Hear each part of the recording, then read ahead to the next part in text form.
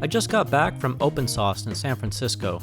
It's been described as an adult science fair, where I saw many creative people and projects.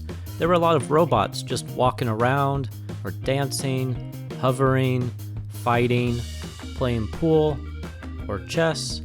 Really fun projects like a DDR connected to a Rock'em Sock'em robots. So many very creative inventions. It was overwhelming to be surrounded by so many great and talented people where you can see, test out, and learn about their fun projects and how they came up with their ideas. And on top of all of that, there were many panels of popular featured creators and some of my favorite people that I've been following their content for many years. And they gave great insight from their experience. I enjoyed seeing them race in many power vehicles. And there were hot dog races that would end with tasers. opensauce was a very great experience that I really enjoyed, and I left feeling very inspired. It's hard to talk about everything that I saw and everyone that I got to meet, but I at least wanted to make this quick highlight video of some of the clips I captured, both for myself and the memories, and to share with you in case you didn't know about the event. And this all wouldn't have happened without the creator, William Osman, so a big shout out and thank you to him and his team for making all of this possible. And it's already in its third year, and has continued to grow and attract more creative people and exciting projects. And even the swag that I collected felt very creative, like this save icon in real life. But we have to talk about the badges this year. Well, first let's talk about last year's badge. It's also an electronics kit that used 2 capacitors and a 9-volt battery to make 2 LEDs blink. It looked cool and it was a fun idea, but this year they really raised the bar. So here is this year's badge. I'm gonna assemble, solder, and show you what it can do. And I'm lucky that I got this kit of parts since they ran out very early on the first day. But you can buy all these parts online and then flash the microcontroller. And speaking of microcontrollers, it uses the ATtiny85, a controller that I'm very familiar with. So the board does have instructions, but the battery polarity wasn't marked, but I think I can figure out the circuit. Now I've used this exact type of IR sensor before, so I'm kind of gotten familiar with it, so I had to pause and be careful, which made me think twice before soldering this component in place. You have to be careful because usually the longer leg, the positive side, goes through the negative hole. So now I'm wondering if they already accounted for this, or do I have to flip it? It was at this point that I decided to search Google, and okay, yeah, there are very nice instructions, and I should have been following this from the very start. And good news, I did guess the right battery and IR sensor polarity. And for me, I don't want to permanently solder the ATtiny85 chip in case I decide to reprogram and modify using my own custom code. So I'm just going to use this socket so that way I can always pop the chip in and out.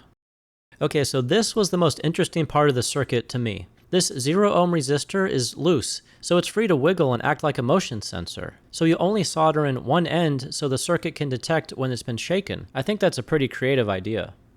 So it's time to pop in the ATtiny85 and let's see what happens. So I think it's supposed to spell out something using the persistence of vision. It took me a little practice to get the shaking and timing and the camera exposure just right to capture it.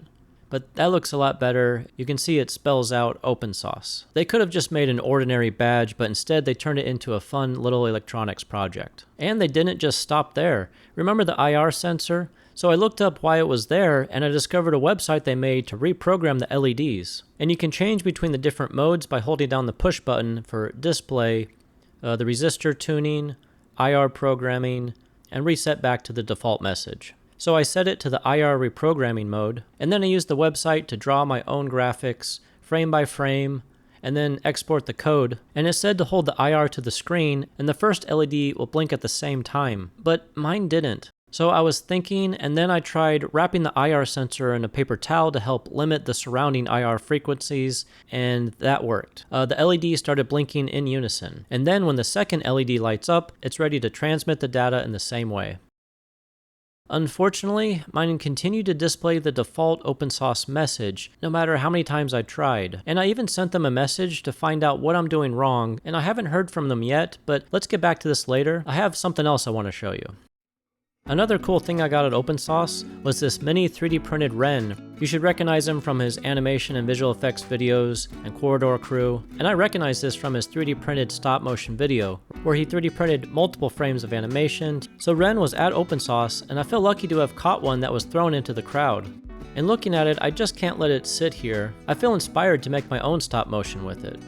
But I can't just use this same base, I'm going to need to copy the shoes. So instead of modeling it from scratch, I decided to use my Creality Otter 3D scanner. So hopefully it can capture the model in 3D in the correct scale. And I've had good and bad scans in the past, it really kind of depends on the model and the material, but overall I've been impressed with this scanner. So that saved me a lot of time. And the best part is, it's an actual real-world scale, so it fits in perfectly with the 3D printed model. So I 3D modeled a mini one wheel, which I know Ren enjoys riding.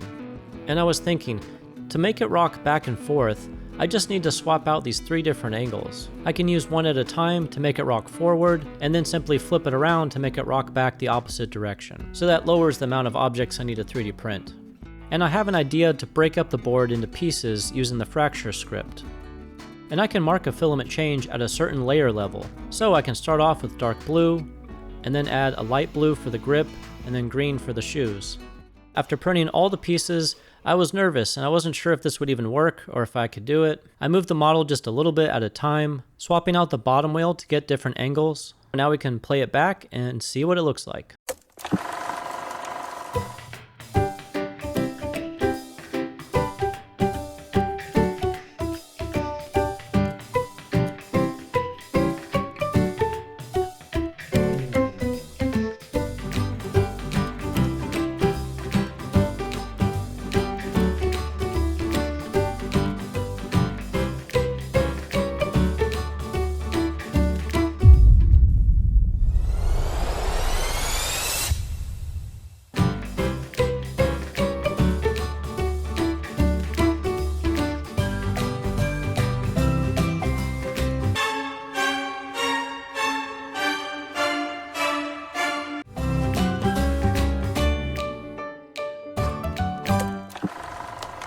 Well, not too bad, at least it worked. And good news, I finally figured out the badge. I was able to get it to display my own custom message. Well, that's my opensauce recap video. It was a very inspiring conference. I was sad to leave on the last day. I hope you enjoyed it. I just wanted to share that with you. Thank you for watching. Let's hang out again sometime, and see you next time.